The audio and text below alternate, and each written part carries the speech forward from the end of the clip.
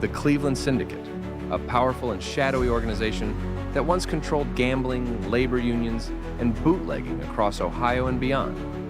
They were the mobsters who ran nightclubs, built racetracks, bribed politicians, and created an empire that stretched from Cleveland to Las Vegas.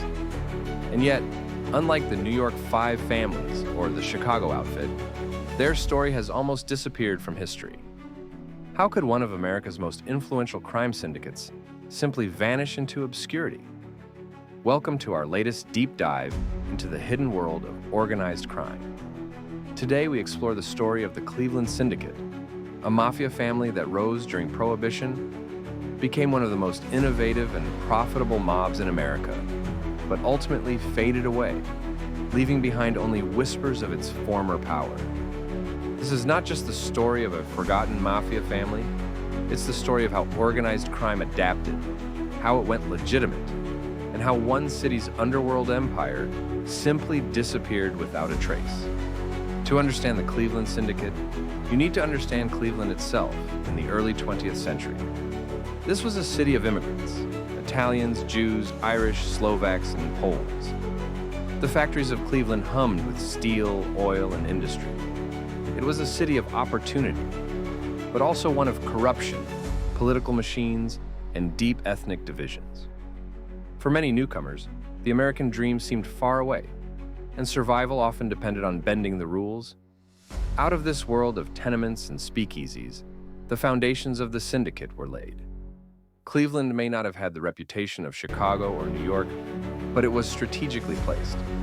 With Lake Erie at its northern edge, it became a smuggler's paradise during Prohibition. Rum runners ferried whiskey from Canada across the lake. Trucks carried it into Detroit, Chicago, and beyond. Every gallon of bootleg liquor meant money, and Cleveland gangs were quick to seize their share. Unlike other cities, however, Cleveland's underworld did not immediately dissolve into bloody gang wars. Instead, key figures realized that cooperation was more profitable than violence. Among these men were Moe Dalitz, Louis Rothkopf, Morris Kleinman, and Sam Tucker. Together, they would form the backbone of what came to be known as the Cleveland Syndicate. Moe Dalitz is perhaps the most fascinating character in the story. Born to immigrant parents, he grew up in Detroit and served in the U.S. Army during World War I. After the war, he joined his family's dry cleaning business. But, like so many men of his generation, he saw opportunity in bootlegging during Prohibition. Dalitz quickly rose in the ranks of the liquor trade, building connections that stretched across the Midwest.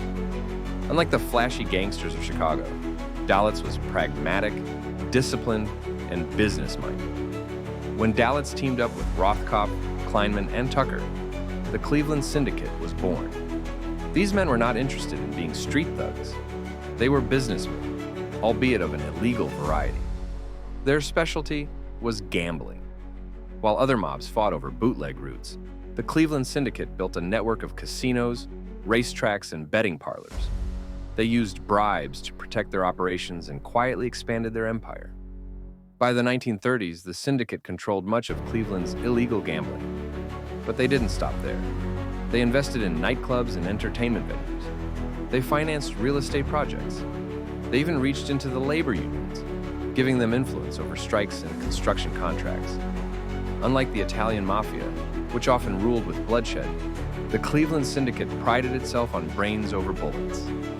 Violence was used only when necessary. Their true weapon was money, and plenty of it. Their reach soon extended far beyond Ohio. The syndicate had investments in Kentucky's horse racing tracks, Florida's gambling dens, and even Cuba's casinos. But their biggest triumph came in the Nevada desert, when Las Vegas began transforming from a dusty town into a gambling paradise. Moe Dalitz and his Cleveland partners were at the center of it all. The Flamingo Hotel, famously built by Bugsy Siegel with financing from Meyer Lansky, is often remembered as the beginning of the Vegas Strip. But when Siegel was murdered, it was men like Dalitz who stepped in to ensure the dream of Las Vegas lived on. Dalitz and the Cleveland Syndicate became deeply involved in the Desert Inn, the Stardust, and other legendary casinos. They helped turn Las Vegas into the gambling capital of the world. And in doing so, they created a pipeline of money that dwarfed anything they had built in Cleveland. What made the Cleveland Syndicate especially dangerous was their ability to look legitimate. Moe Dalitz in particular became a respected businessman and philanthropist. He donated millions to hospitals, universities, and charities. He was praised for his contributions to Las Vegas, even while investigators whispered about his mob ties. In public, he wore fine suits, shook hands with politicians, and cut ribbons at charity events. In private, he remained the guiding hand of one of America's most powerful underworld organizations. For decades, the Cleveland Syndicate thrived. But by the 1960s, the climate began to change. The U.S. Senate's Kefauver hearings had exposed organized crime's grip on gambling. The FBI, once reluctant to tackle the mob, began to intensify its efforts. And in 1970, the Racketeer Influenced and Corrupt Organizations Act, better known as RICO, gave prosecutors the tools they needed to dismantle entire crime families. Most mobs fought this crackdown with violence. Wars broke out in New York and Chicago as bosses scrambled to hold on to power. But the Cleveland Syndicate did something different. They faded into the background. They had already invested heavily in legitimate enterprises, especially in Las Vegas. Dalitz and his partners shifted their focus fully into the casino industry, real estate, and legitimate business ventures. By the time federal prosecutors came knocking, they were no longer street racketeers. They were businessmen, powerful, wealthy, and in many cases untouchable. This is why the Cleveland Syndicate seems to vanish from history. It wasn't destroyed in a bloody mob war. Its leaders weren't all thrown in prison. Instead, they achieved something few organized crime groups ever do. They successfully transitioned into legitimacy.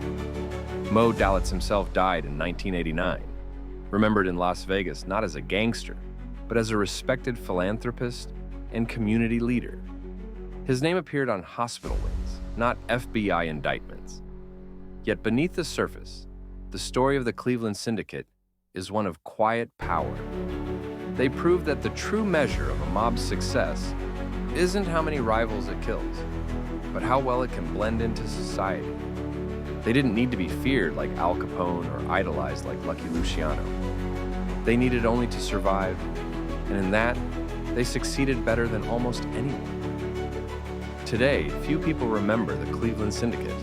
Their story has been overshadowed by the glamour of Las Vegas and the violence of New York and Chicago. But every time you see the bright lights of the Strip or read about the casinos that shaped modern entertainment, you're seeing the legacy of men like Moe Dalitz. They were the Mafia that vanished, not because they were defeated, but because they won the long game. The story of the Cleveland Syndicate reminds us that organized crime isn't always about shootouts, betrayals, and bloody vendettas. Sometimes it's about patience, strategy, and knowing when to step out of the shadows. While most mobsters end up dead or in prison, the Cleveland Syndicate pulled off the rarest trick of all. They disappeared into legitimacy. And perhaps that's why their story, though forgotten, might just be the most successful mob tale ever told. The Cleveland Syndicate, the mafia that vanished, not because it lost, but because it learned how to win.